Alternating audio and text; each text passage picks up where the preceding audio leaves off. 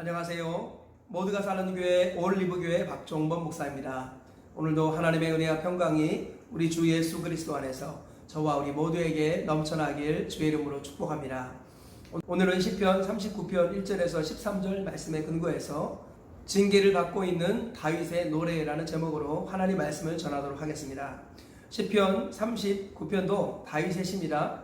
그런데 그 시의 내용, 다윗의 노래의 내용을 보면 다윗이 어떠한 죄를 지어서 하나님 앞에 징계와 징벌을 받고 뭔가 마음이 상한 상태에서 하나님 앞에 노래하고 있는 것을 알 수 있습니다.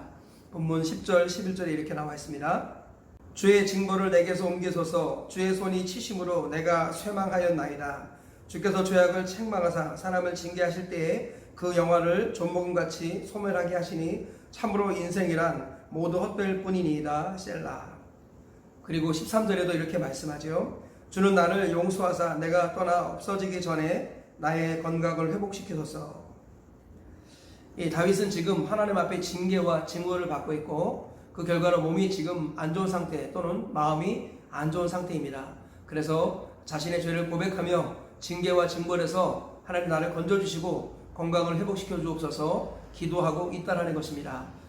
이러한 내용을 참고하시면서 오늘 말씀을 살펴보시고 우리에게 주시는 하나님의 음성을 들으시기를 주의 이름으로 축복합니다. 먼저 다윗의 기도를 중심으로 오늘 본문의 내용을 살펴보도록 하겠습니다.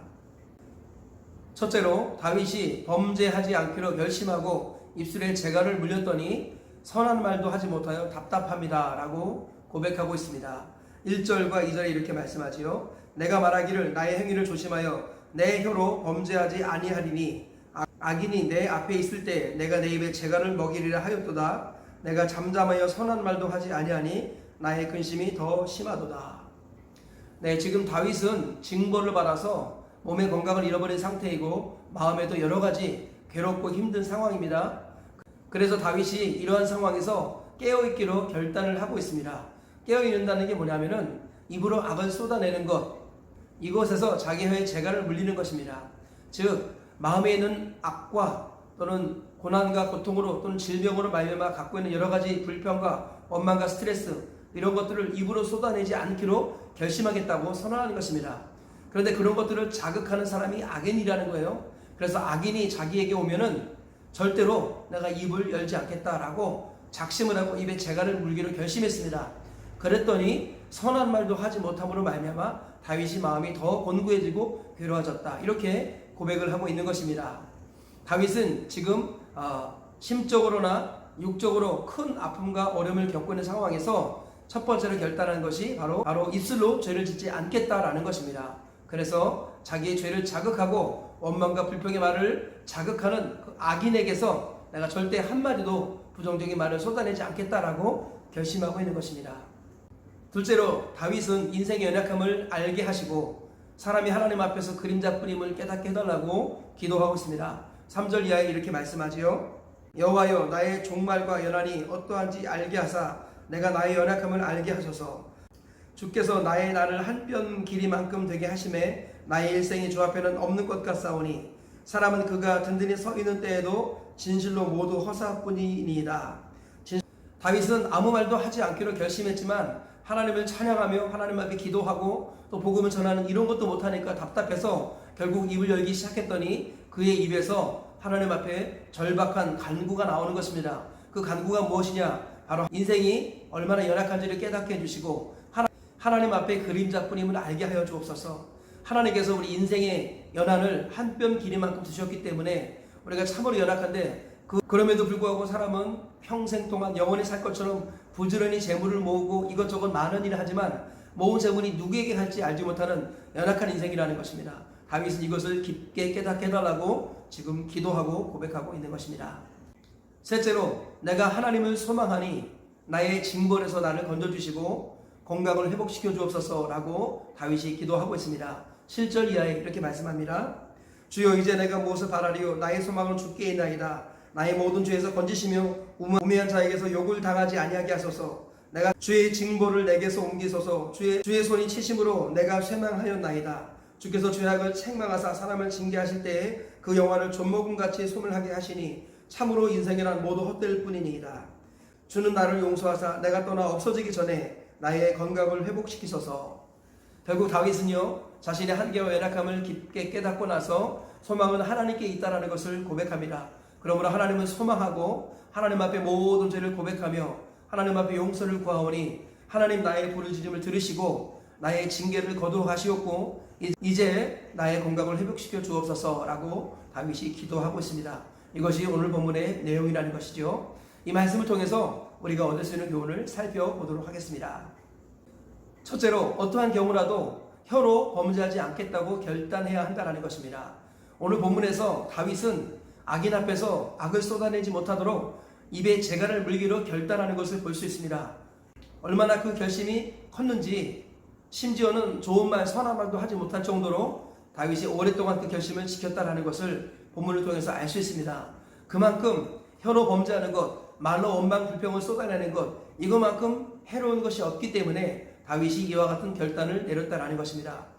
이스라엘 백성들이 애굽에서 하나님의 능력을 경험하고 구원을 받았습니다. 모세에게 속하여 구름과 바다에서 세례를 받고, 그리고 광야에서 반석 대신 예수 그리스도를 통해서 터져나온 신령한 물을 마셨고, 예수 그리스도를 상징하는 하늘에서의 만나가 내려서 그것을 먹음으로 말미암아 세례와 성찬에 참여하는 이런 복도 누렸다고 말씀합니다.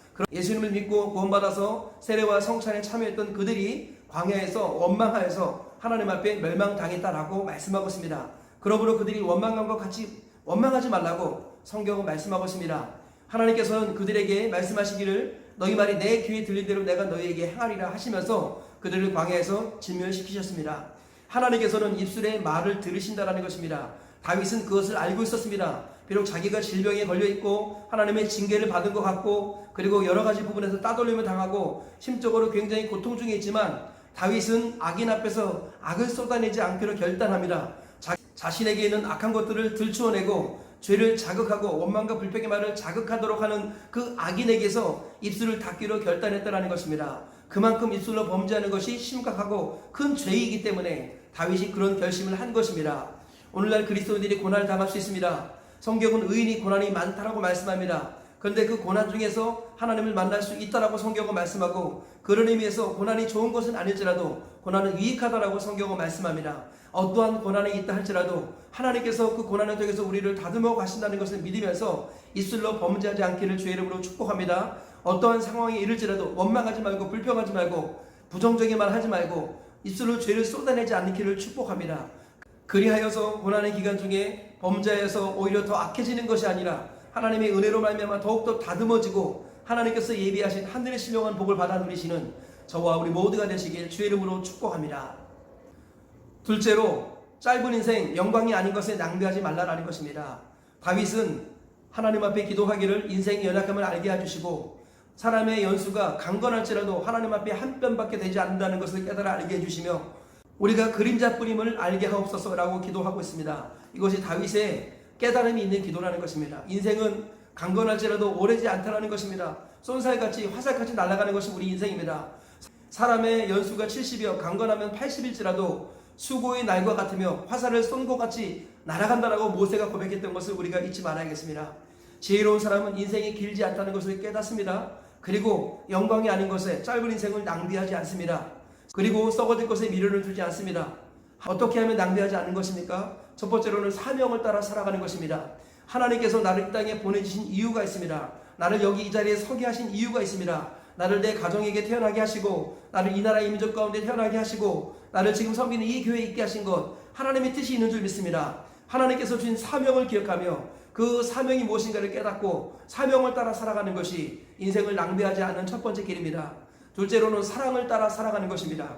하나님께서는 사랑을 따라 살아가도 인생이 짧고 부족하다고 말씀합니다. 하나님께서 세상을 이처럼 사랑하사 독생자를 주셨고 독생자는 의인이 아니라 선인이 아니라 나와 같은 죄인을 사랑하셔서 자기 목숨을 대속제물로 주셨습니다. 그러므로 너희도 이와 같이 하라라고 주님이 말씀하시며 나를 따르라라고 말씀하십니다. 주님을 따르는 자는 주님의 삶을 본받는 사람입니다. 주님이 사랑하며 사셨듯이 우리도 사랑하며 살아가는 것, 이것이 영광이 아닌 것에 인생을 낭비하지 않은 길이다라는 것입니다.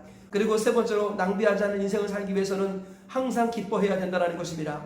하나님이 계시기 때문에 하나님께서 모든 것을 합력하여 선을 이루실 것을 믿기 때문에 우리는 환경과 상황을 뛰어넘어서 항상 기뻐하는 삶을 살아야겠습니다. 하나님께서 주신 말씀을 붙들고 믿음으로 기뻐하며 사시기를 축복합니다. 감정에 따라 환경에 따라 내 얼굴 표정이 달라지는 것이 아니라 믿음으로 얼굴 표정을 만들어 가시길 바랍니다. 표정 관리가 믿음인 것입니다. 믿음으로 표정을 관리하고 행복과 기쁨을 확산시키는 하나님의 사람들 되시기를 주님의 이름으로 축복합니다. 그래서 항상 사명을 따라 살고 사랑을 따라 살고 항상 기뻐하면서 영광이 아닌 것에 우리 인생을 낭비하지 아니하는 직선 인생 되시기를 주님의 이름으로 축복합니다. 셋째, 고난 중에 하나님의 뜻을 묵상하고 하나님을 소망하라라는 것입니다. 다윗은 지금 몸의 건강을 잃어버리고 마음의 상태도 심약한 상태에 있습니다. 입에 말만 하기만 하면 온갖 불평과 원망 그리고 저주가 쏟아져 나올 것 같아서 아무 말도 하지 않기로 결단할 정도로 심각한 고난을 겪고 있습니다. 그런 와중에서 다윗은 고백하기를 나는 하나님을 소망합니다. 그러니 하나님 이 고통과 이 질병 중에서 나를 건져주시고 나의 건강을 회복시켜달라고 기도하고 있습니다. 다윗은 이 고난을 통해서 오히려 하나님께로 나아가는 기도의 동력을 더욱더 강화시키는 것을 볼 수 있습니다. 고난을 기도의 동력으로 삼고 고난을 통해서 하나님의 더욱 깊은 뜻을 묵상하면서 하나님께 소망을 두고 하나님께 부르짖고 있는 것입니다. 고난이 없는 인생은 없습니다. 성경은 오히려 의인은 고난이 많다라고 말씀합니다. 의를 지키고 하나님의 말씀을 지키기 위해서 우리는 당하지 아니하는 부당한 고난을 당할 때가 얼마나 많은지 모르겠습니다. 우리 이 모든 애매한 고난, 부당한 고난에 대해서 우리는 원망하거나 불평하거나 낙심하지 말고 이것을 통해서 우리에게 원하시는 하나님의 뜻이 무엇인가를 분별하며 오히려 소망을 하나님께 두고 그리고 나의 변화로 삼아야겠습니다. 하나님께서는 의인이 고난이 많다고 말씀하시고 그 고난을 통해서 하나님을 만나고 자기 변화의 기회로 삼으라고 말씀하십니다. 더욱더 하나님을 소망하라고 말씀하십니다. 썩어질 이 땅에 미련을 두지 말고 고난 중에 하나님을 바라보며 소망을 하나님께 두어서 마지막 하나님의 품에 안기는 저와 우리 모두가 다 되시길 주의 이름으로 축복합니다. 말씀의 결론을 맺겠습니다. 하나님 앞에 범죄하여서 징계와 징벌을 받아 고통 중에 있는 다윗이 하나님 앞에 부르짖는 이 기도를 통해서 세 가지 교훈을 발견했습니다. 첫 번째로 어떠한 경우라도 입술로 범죄해서는 안 된다는 것입니다. 애굽에서 구원받았을지라도 입술로 범죄하여서 멸망당했던 이스라엘 백성들을 기억하면서 어떠한 경우라도 입술로 범죄하지 않겠다라고 결단하시고 행함에 옮기시기를 주님의 이름으로 축복합니다. 둘째로 짧은 인생 영광이 아닌 것에 낭비하지 않아야 된다라는 것입니다. 그러기 위해서는 사명을 따라 살고 사랑을 따라 살고 항상 기뻐하며 살라는 것입니다. 셋째로 고난 중에 하나님의 뜻을 구하고 하나님께 소망을 두라라는 것입니다. 우리 영원한 본향은 천국임을 믿으며 하나님께 소망을 두고 자기의 변화의 기회로 고난을 받아들이며 하나님의 사람으로 세워져 가시기를 축복합니다. 오늘 이 세 가지 말씀 기억하시면서 하루를 사시고 평생을 승리하며 사시고 가나안 천국까지 다 들어가시길 주의 이름으로 축복합니다.